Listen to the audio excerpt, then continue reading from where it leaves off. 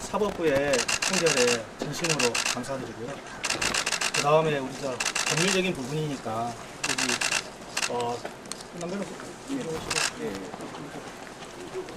대한민국에서 제일 유능한 우리 저 남상권 변호사님, 그 다음에 우리 여태행 변호사님, 제 생명의 은인인데 오늘은 우리 저 변호사님께서 답변을 해주시는 게 맞을 것 같습니다. 그 전에 대표님이 한마디만 딱 해주시죠. 이 무죄 판결에 대해서 어떻게 생각하시는지. 네? 대표님 1년 동안 했어요. 아니 한마디만 해주세요. 질문하십시오. 무죄 판결. 정치자금법 위반 혐의에 대해서 무죄 판결 났는데 예. 어떻게 보시나요? 맹태균 게이트가 민주당의 조작이다 라는 합리적 의심을 짙게 들게끔 하는 그런 판결이었다 라고 저희들은 생각합니다. 무죄 나올 걸 예상을 하셨나요? 예, 저희들은 정치자금법과 관련해서는 무죄다 라고 100% 확신했고 정건희 교사와 관련해서는 아마 박근을 남용했다 라고 판단하지 않겠나라고 예상을 했고 행도 정확하게 적중을 했습니다. 김건희 교사 혐의에 대해서는 어떻게 보입니까? 그보다는 검찰이 정치자금법 위반과 관련해서 항소를 할지 이제 피고인들 그만 괴롭히고 검찰은 항소를 포기해야 함이 마땅할 것 같습니다. 혹시 항소 포기하겠다고 지금 말씀하신 건 최근에 그 대장동 사건이나 그런 다른 검찰 조직에서 그 항소 포기한 그거 염두에 두고 그거 염두에 두는 것도 있지만 무죄가 명백합니다. 판결문을 다시 한 번 더 검토를 해야 되겠지만 그 판결문을 읽어보면 절대 검찰이 항소해서 뚫을 수 없습니다. 그렇다면 피고인들 이제 그만 괴롭히고 항소를 포기하는 것이 맞지 않겠느냐 이런 판단을 해봅니다. 어떤 대목에서 검찰의 항소가 무력화될 것이라고 판단하십니까? 왜 그러냐면 미래한국연구소의 실질적인 사주가 맹태균이었다라고 계속해서 언론 여러분들도 떠들었지 않습니까? 물론 합리적 의심이 됐겠죠. 강혜경, 김태열 씨가 맹태균이 실질적인 운영권자다라고 이제 주장을 했으니까 언론 여러분들께서는 그 부분만 계속 취재를 하시고 전국을 벌집 수시듯이 해놨지 않습니까? 그 이후에 그 합리적 의심을 법정에서 어떻게 풀어나가는가를 그 실체를 여러분들은 취재하지 않았습니다. 일부 언론만 취재를 방청을 했었고요.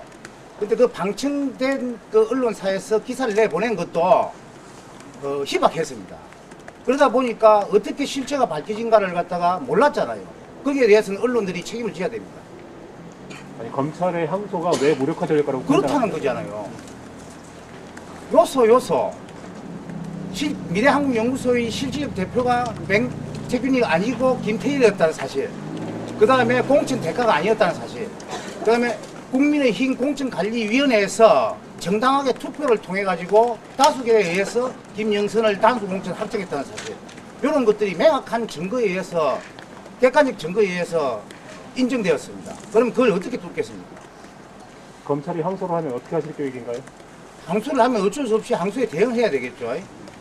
똑같은 논리로 대응하실 건가요? 똑같은 논리입니다. 그 김건희 씨 재판 판결문을 보면은 지금 명태균 씨의 두 가지 정치자금법 위반 혐의 부분에 대해 가지고 오늘 그 재판부의 결정과는 조금 다른 내용이 있습니다. 그 부분에 예. 어떻게? 자, 그 정치자금법 위반과 관련해서는 미래한국연구소의 실질적 대표가 누구냐와 관련돼서는 아마 판단을 하지 못했던 것 같습니다. 그래서 우리는 이 사건에서 미래한국연구소의 실질적 대표가 누구인가에 관한 입증에 집중을 했었습니다. 그래서 결국 뭐냐면 주주 명부, 그 다음에 주식 매매 계약서, 이런 것들을 전부 그 법정에 현출을 시켰습니다. 그래서 그 사실을 갖다가 법원이 인정을 했던 겁니다. 그 부분이 아마 그 재판의 판결하고 다른 내용들입니다. 통화 녹음이 검찰에서 압수수색 들어갔는데 강혜경과 김태열, 제 녹음이 아닙니다. 강혜경, 김태열의 녹음이 중복됐지만 2만 개입니다. 저희도 다 못 들었습니다.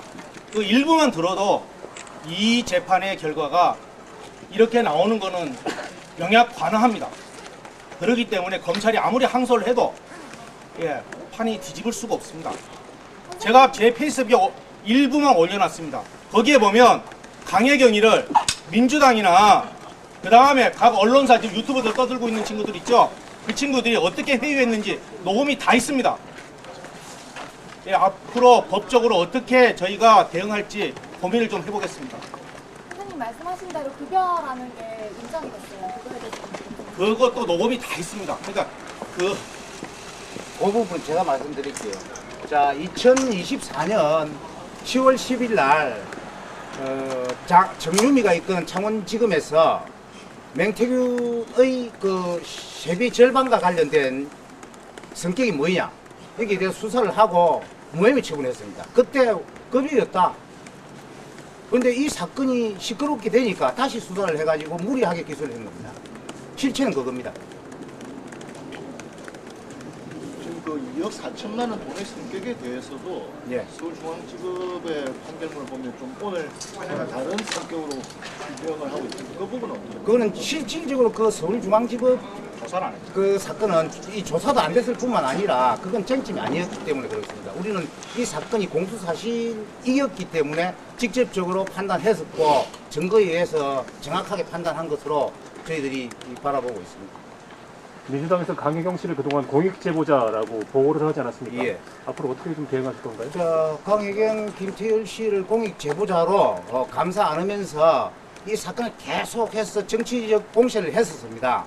그렇다면 민주당에서 서로 그 조작이라든가 이런 걸 했을 리는 만무하겠지만 그들이 거짓말했던 부분을 그대로 수용해가지고 아마 믿었던 것으로 저희들은 의심을 하는데 그 부분과 관련해서는 강혜경이 김태열 고소된 사건도 있고 고발된 사건도 있습니다.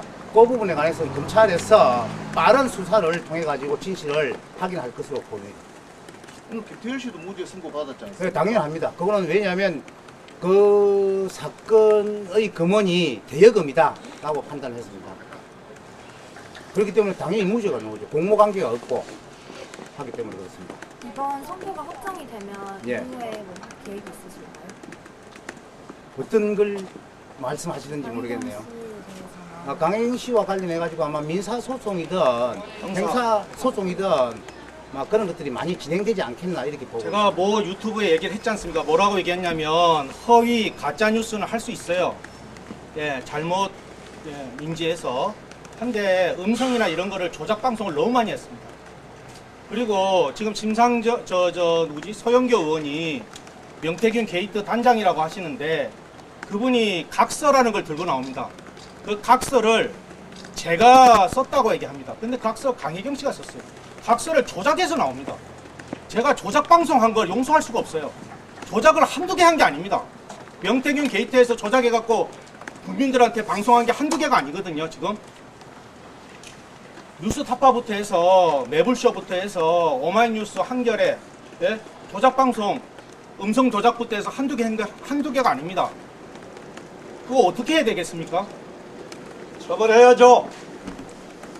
자, 더 이상 자, 없으면 여러분 여러분 수고하셨습니다. 예. 가운데서 소감 한마디만 좀 부탁드릴까요? 저 아까 소감 얘기했어요. 한마디만 저 우리 변호사님들한테 네. 정말 감사하고 제가 이 사건을 통해서 정치가 얼마나 개혁이 돼야 되는지 정치 개혁이 됐으면 검찰이나 언론 개혁이 필요하겠습니까? 정치 개혁이 똑바로 안 됐으니까 저 못 모르고 그냥 정치 쪽에 들어와서 많은 사람들 도와줬는데 제가 좀 정신을 좀 똑바로 차리고 제대로 했으면 이런 일도 안 벌어졌을 것 같아요. 원인은 저한테 있겠죠. 제 일이니까. 그리고 이 두 분 만나서 제가 정말 그 교도소 145일 동안 있으면서 너무 많은 성찰을 했습니다. 앞으로 많은 분들한테 근심 걱정 끼쳐드리고 많은 분들한테 상처를 줬는데 앞으로 좀 더 신중하게 앞으로 살아가겠습니다. 그리고 우리 두 변호사님 너무 감사하고 정말 이렇게 유능한 변호사 만나서 이렇게 좋은 결과가 있어서 너무 감사하게 생각합니다. 그리고 사랑하는 제 아내와 딸들에게도 너무 감사합니다. 고맙습니다. 수고하셨습니다. 알겠습니다.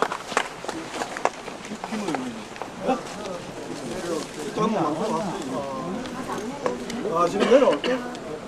제발하고 이야기하는데 좀 쓰었잖아요. 네, 그 데스크에서 핑계 대지 말고 그리고 안 내려올 거.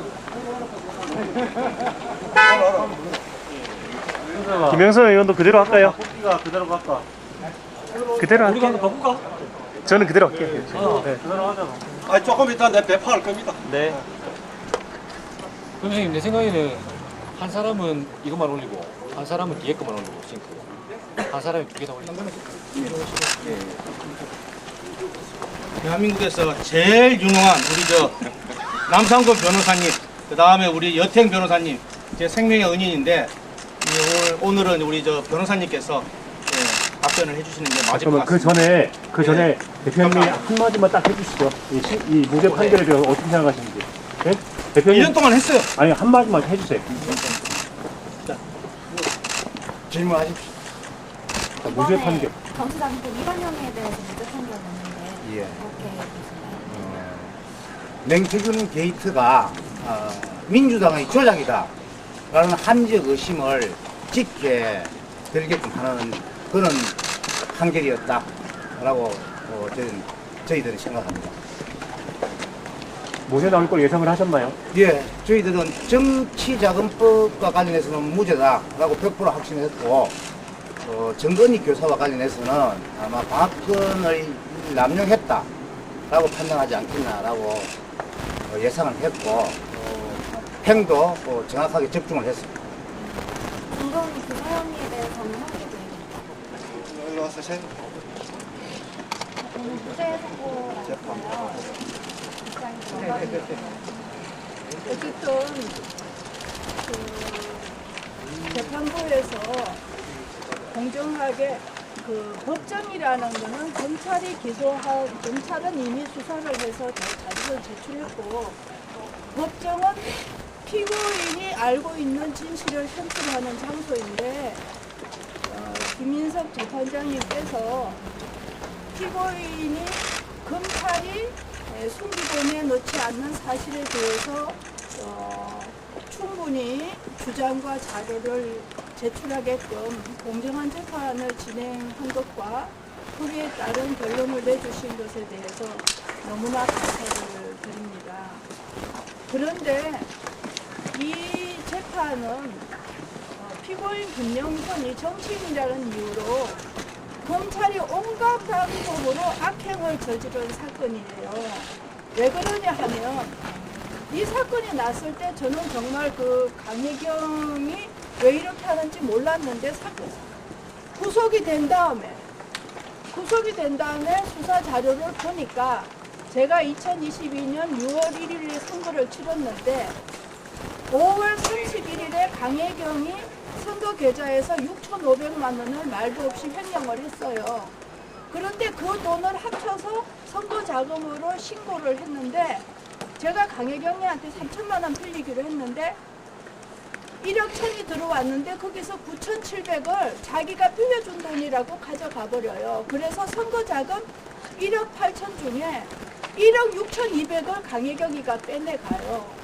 그리고 2022년 회계에서 6천만 원을 허위 공보물로 가져갔다고 강혜경이가 국회국제사법위원회에서 얘기를 했어요. 그 이후에 제가 인구위기 특별위원장으로 수당받은 거 하고 국회 운영비를 싹 빼내가고 가고 또 자기가 억울하게 부채를 졌다고 해서 저한테 사기를 쳐서 4,500만 원을 가져가고 명태균이한테 돈을 빌렸다고 9천만 원을 가져갔는데 이 기록 전체를 보니까 강혜경이가 3천만 원 빌려준 거에 대해서 9,700만 원에도 3천만 원을 넣어서 가져가고 그 명태균이가 가져간 9천만 원에도 그 3천만 원이 들어가 있는 거예요. 그리고 나서 나중에 또다시 1억 2천을 달라고 요구